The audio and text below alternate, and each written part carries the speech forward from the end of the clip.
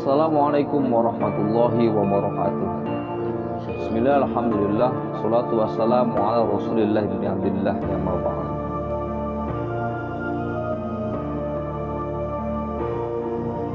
Sahabat-sahabat sedang senang yang dirahmati Allah subhanahu wa ta'ala. Kali ini kita berjumpa kembali dengan channel Jejak Senang Kabupaten Indramayu yang sekian lama vakum, dalam artian kata coba untuk lebih bisa bertakarub bila Allah, memohon atas ridhonya Allah subhanahu wa ta'ala.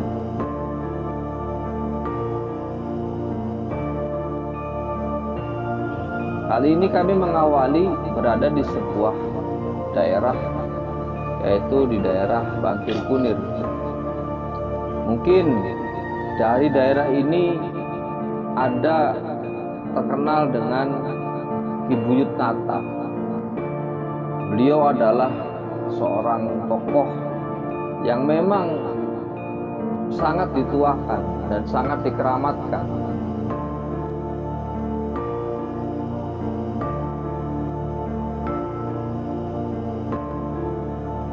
Pada kesempatan yang lalu kami pernah menelisik sejarah Ki Buyut Nata. Namun kali ini kami coba mendatangi sebuah daerah yang memang daerah ini sangat unik. Terdapat sebuah makom yang memang makom tersebut itu sangatlah tidak terurus. Kami belum tahu ini makom siapa, dan konon katanya warga sekitar ini adalah makom orang pada zaman dulu. Wallahu a'lam ini adalah makom siapa, tapi yang jelas orang ini adalah orang-orang terdahulu.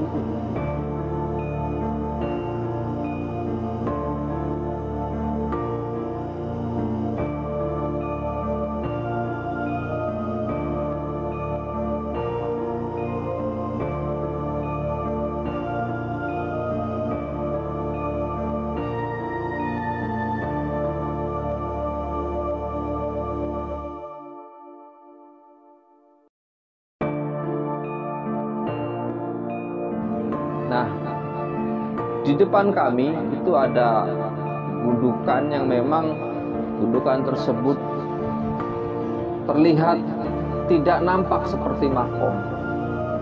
Tapi kalau memang dilihat dari secara batin, itu adalah sebuah makom yang memang berada di tengah-tengah pekarangan milik warga. Dan di tengah-tengahnya memang dikelilingi sawah yang akan digarap. Namun inilah menjadi PR kita. Mudah-mudahan dalam episode kali ini kita akan coba menelisik siapa makom beliau ini.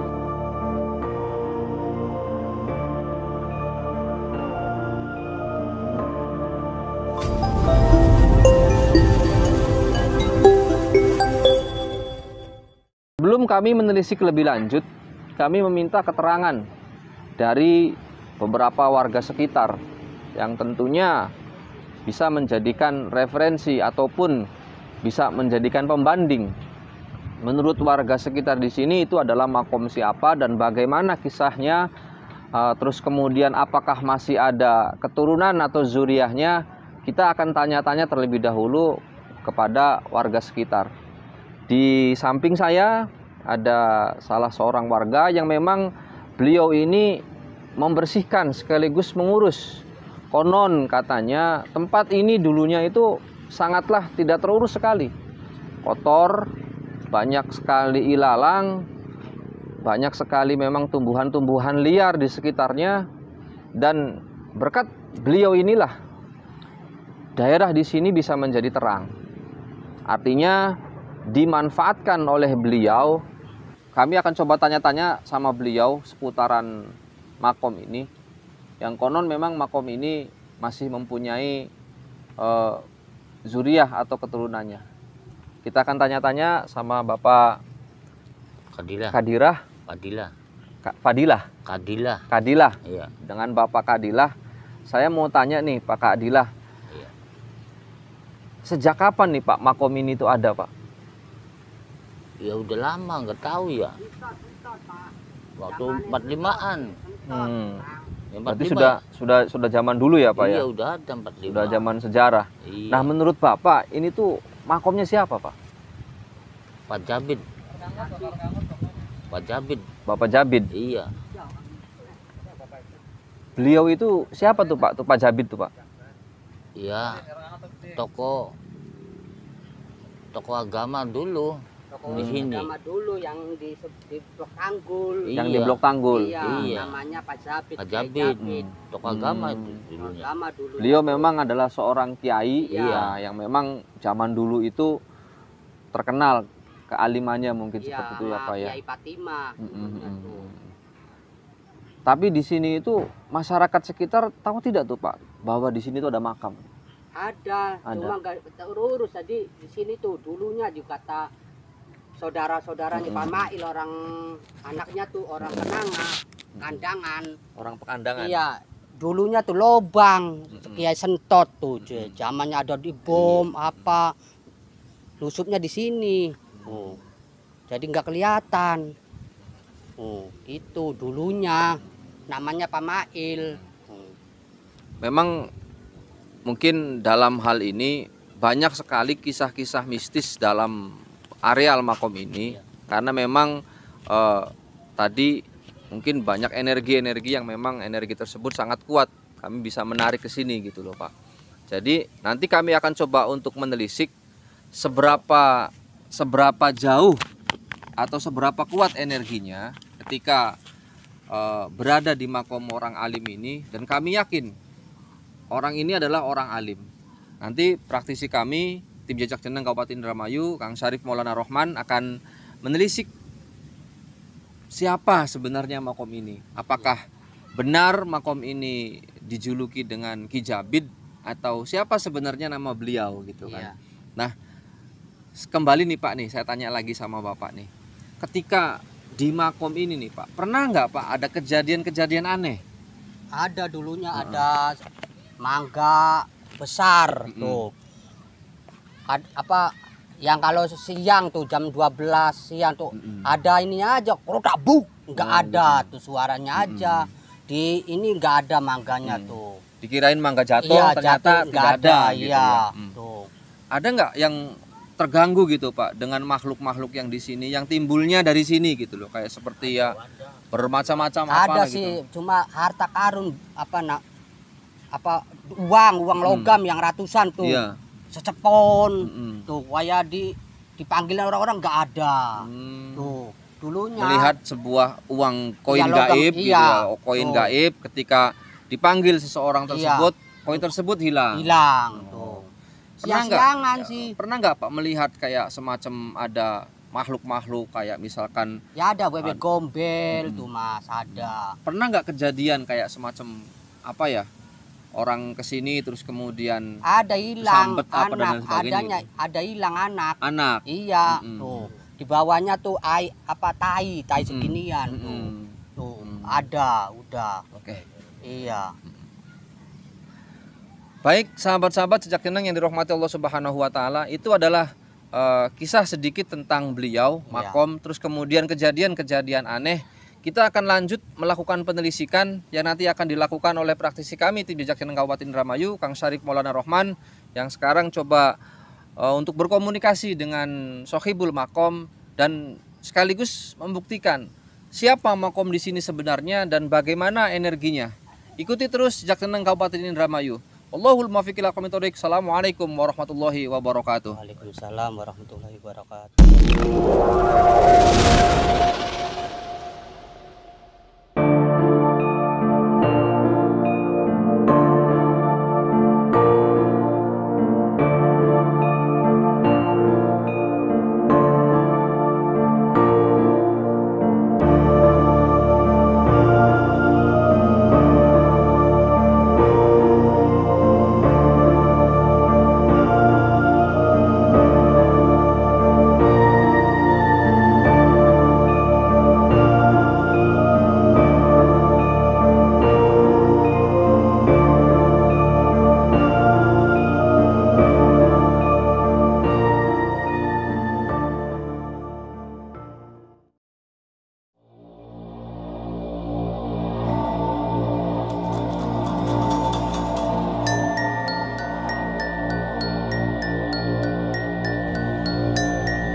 Sebelum menelisik sempat melihat bahwa di sini itu sebenarnya banyak makhluk-makhluk penjaga.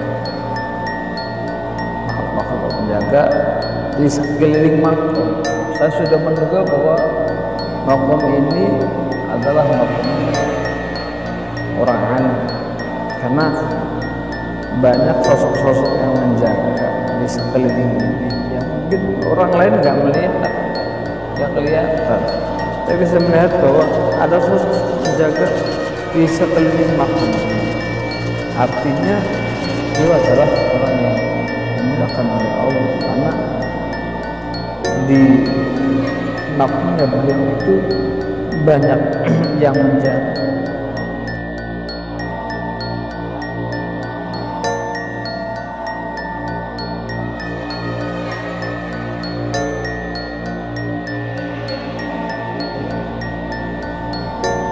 Kalau berdasarkan penglihatan batin saya, bahwa beliau adalah seorang kiai yang di zamannya kiai asli orang sini.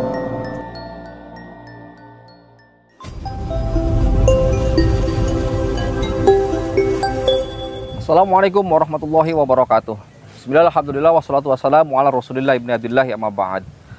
Sahabat-sahabat jejak keneng yang dirahmati Allah subhanahu wa ta'ala, alhamdulillah kami sebelum melakukan penelisikan terlebih dahulu melakukan doa bersama, mendoakan Sohibul Makom sekaligus meminta izin kepada Sohibul Makom bahwa pada sore hari ini kami tim Jejak Ceneng Kabupaten Indramayu akan melakukan penelisikan tentang siapa sebenarnya makom yang berada di pekarangan atau di daerah Rambatan, tepatnya di Bangkir Kunir ini.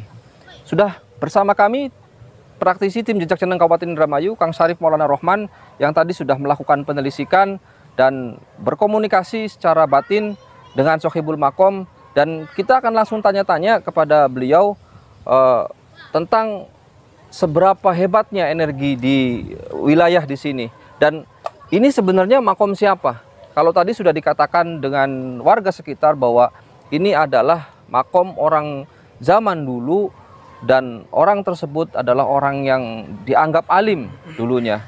Nah, lantas bagaimana dengan penelisikan kami tim Jejak Ceneng Kabupaten Indramayu yang dilakukan oleh Kang Syarif Maulana Rohman? Assalamualaikum, Kang. Assalamualaikum warahmatullahi wabarakatuh. Mohon diceritakan tadi sesuai dengan penelisikan yang dilakukan tadi, Kang Ustadz. Sebenarnya kondisi makam ini di sekelilingnya itu seperti apa sih, Kang? Sebelum kita mencari sesungguhnya makom yang seperti ini. Assalamualaikum warahmatullahi wabarakatuh. Sahabat-sahabat Jejak Kabupaten Indramayu yang dirahmati Allah. Sebelum menelisik sempat melihat bahwa di sini itu sebenarnya banyak makhluk-makhluk penjaga. Makhluk-makhluk penjaga di sekeliling makom. Saya sudah menduga bahwa makom ini adalah makomnya orang alim, karena banyak sosok-sosok yang menjaga di sekeliling ini yang mungkin orang lain nggak melihat, nggak kelihatan. Tapi saya melihat bahwa ada sosok menjaga di sekeliling makom beliau. Artinya beliau adalah orang yang dimuliakan oleh Allah, karena di makomnya beliau itu banyak yang menjaga. Tidak seperti makom-makom umum pada biasanya ya. Dengan energi yang menurut saya sangat kuat ya. Energi sangat kuat. Terus energinya positif. Energinya positif. Dan menurut secara keilmuan ya, ini seperti sebuah bentuk karomah ya. Seperti sebuah bentuk karomah yang sangat terasa sekali di badan itu ya, khususnya bagi orang-orang yang mempunyai ilmu-ilmu ajian setrum apa itu pasti merasakan sekali getarannya di sini. Jadi beliau itu adalah orang yang luar biasa menurut saya, karena sekali lagi karena di sekeliling makom beliau ada banyak sosok makhluk, terutama para sosok yang berjubah putih. Kalau saya lihat kurang lebih dari 10 sosok yang menjaga makom beliau. Tapi energinya itu positif ya Kang? Energinya positif. Nah lantas bagaimana nih Kang? Tadi diceritakan sama warga ada beberapa makhluk-makhluk yang aneh mungkin mengganggu. Terus kemudian konon katanya ada seorang anak kecil yang pernah diumpetkan atau dulunya zaman ada wewe gombel dan itu bagaimana menurut pendapat Kang Ustadz Rohman ini? Baik, menurut saya ya, kalau yang kaitannya dengan cerita masyarakat itu, kalau menurut saya tidak ada kaitan dengan makom ya, karena kenapa? Saya melihat sosok-sosok yang menjaga. Artinya ini adalah menjaga agar tempat di sekeliling beliau adalah agar bersih daripada makhluk-makhluk yang dari luar astral, ya, makhluk astral yang jahat ya, yang banyak memberikan aura-aura negatif dan juga banyak melakukan gangguan-gangguan kepada masyarakat sekitar. Dan kalau saya lihat memang dulu waktu saya kecil itu daerah ini memang terkenal sangat lumayan angker ya? gitu ya. Artinya mungkin masyarakat beranggapan bahwa keangkeran itu ditimbulkan dari makom yang ada di belakang. Nah, kalau memang di sini itu ada sosok banyak sekali penjaga yang mempunyai aura negatif, mungkin di sini itu adalah tempat yang dikatakan penuh dengan karomah. Sebenarnya tempat apa nih Kang? Yang di sini tuh? Kalau menurut pendeteksian, menurut tadi melakukan kontak batin dengan beliau, berbicara, mudah-mudahan dijauhkan dari kesalahan. Bahwa di sini dulu itu menurut beliau adalah tempat persembunyian dan tempat untuk menyembunyikan para pejuang-pejuang waktu itu di kala zamannya Belanda. Dan ketika di sini, Masya Allah, terasa sekali ini. Ketika di sini itu Belanda tidak kelihatan. Artinya kata beliau di daerah sini dari ujung sungai itu ya sampai ke ujung sebelah sana itu sudah digaret, kata beliau. Sudah digaret dengan entah dengan ilmunya sehingga Belanda itu tidak kelihatan. Dan di sini banyak sekali menyembunyikan pejuang-pejuang ketika dicari oleh Belanda. Mungkin masyarakat tidak ada yang tahu, kecuali orang-orang yang sejaman dengan beliau. Yang memang masyarakat di samping beliau juga pernah ada cerita di Makom Mbah Buyut Nata yang sama itu ya, sama ketika di itu juga di sini pun sama. Ketika disembunyikan di sini itu para Belanda itu nggak kelihatan. Artinya dengan karomahnya beliau, dan ini menurut saya sekali lagi adalah karomah beliau, keilmuan beliau yang mungkin orang lain tidak tahu, sehingga kalau kita melihat makomnya ini sangat mengenaskan sekali ya. Kita juga karena dulu nggak tahu ya, waktu kecil memang sering kesini ya, waktu sering kesini mencari mangga dulu itu ya, memang sudah ada makom, nggak tahu makomnya siapa ya itu. Nah itu tadi kita melihat sebuah keterangan yang memang langsung kotak batin, karena memang di sini bukan tempat yang biasa yang bisa dilihat dengan mata dohir. Kalau kita bisa melihat dengan mata kebatinan kita, mungkin adalah tempat-tempat yang penuh dengan karomah yang tadi sudah dikatakan sama Kang Ustadz Syarif Maulana Rohman bahwa dijaga oleh orang-orang yang berenergi positif tentunya. Nah, lantas siapa sebenarnya orang yang ada di makom ini atau sohibul makom ini? Kita akan tanya kembali dengan praktisi kami tim Jejak Jeneng Kabupaten Indramayu, Kang Syarif Maulana Rohman. Nah, kalau tadi Kang dikatakan tempat ini penuh dengan energi-energi positif, pasti tentunya sohibul makom adalah orang-orang yang alim. Nah, menurut pandangan batin Kang Ustadz Rohman sendiri, ini makom siapa nih Kang nih? Ya. Kalau berdasarkan penglihatan batin saya, bahwa beliau adalah seorang kiai ya, sosok seorang kiai yang di zamannya kiai asli orang sini, gitu, orang sini. Saya nggak menanyakan nama karena masih banyak anak cucunya. Artinya ya seperti yang dikatakan tadi memang nggak salah gitu. Yang tidak dikatakan sama warga masyarakat yang namanya Kiai siapa tuh, Kiai Japet, itu nggak salah. Artinya julukan orang setempat seperti itu. Dan beliau itu berjuang. Ada satu lagi katanya kiai yang sejaman dengan beliau. Beliau nggak menyebutkan kiainya siapa, tapi ada katanya yang dimakamkan masih di wilayah sekitar sini. Menurut penglihatan batin saya, beliau seorang yang alim meskipun tidak sealim kiai-kiai yang mungkin ahli kitab, tapi beliau sangat, kata beliau, banyak memberikan pelajaran-pelajaran kecil kepada santri-santri yang waktu itu meskipun cuma nggak banyak, cuma sedikit.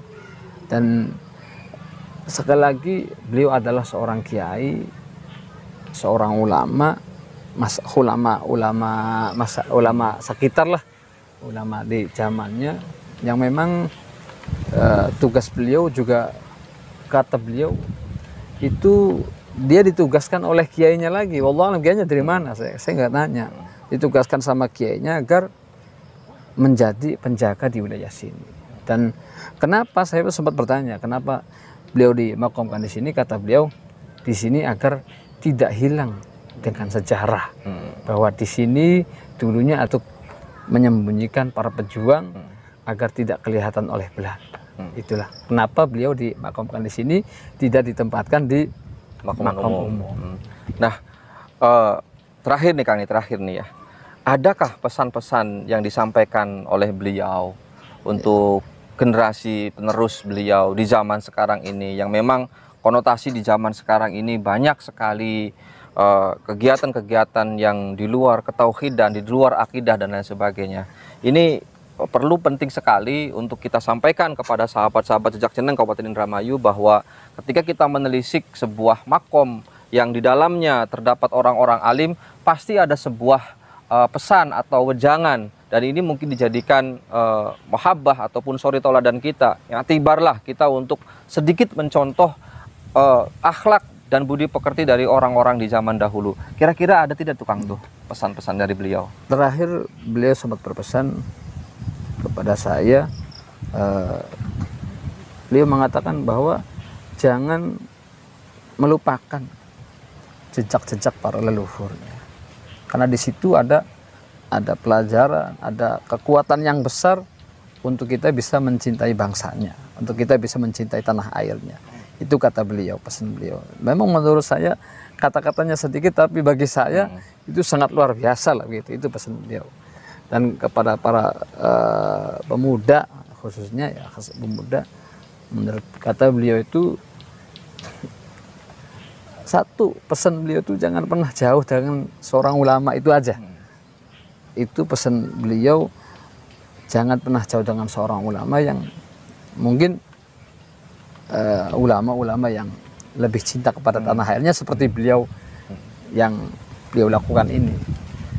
Meskipun beliau tidak dipersamakan dengan makom-makom yang lain, tapi beliau karena lebih mengikuti perintah kiainya untuk menjaga dan tidak menghilangkan sejarah, maka beliau mau ditempatkan dipisah dengan keluarga makomnya. Itu. Nah, itu tadi bincang-bincang kami dengan praktisi kami tim Jejak Ceneng Kabupaten Indramayu yang telah melakukan penelitikan, Kang Syarif Maulana Rohman. Tadi pesannya cukup jelas bahwa kita harus jas merah. Apa itu jas merah? Jangan sekali melupakan sejarah. Itu adalah warisan leluhur kita, karena Indonesia, Nusantara ini banyak sekali sejarah-sejarah yang memang sejarah tersebut itu dipendam dan tidak mau diterkuakan. Oleh karena itu, jangan sekali-kali melupakan sejarah. Insya Allah kami akan belajar untuk tidak akan melupakan sejarah, menggali beberapa makom-makom, khususnya para makom di wilayah Indramayu, baik itu Ki Buyut, Ki Geden, dan lain sebagainya. Dan kami coba akan menelisik sesuai dengan keilmuan kami dengan melakukan olah kebatinan. Dan ini tentunya pasti akan ada perbedaan. Dan sekali lagi, ketika kita ada perbedaan, jangan pernah jadikan perbedaan itu sebagai satu masalah. Jadikanlah perbedaan itu sebagai satu warna yang satu sama lain saling membantu, saling mengindahkan hingga menjadi bentuk yang indah dipandang oleh mata. Tetap ikuti jejak jeneng Kabupaten Indramayu. Wallahul muwaffiq ila aqwamit thoriq. Assalamualaikum warahmatullahi wabarakatuh.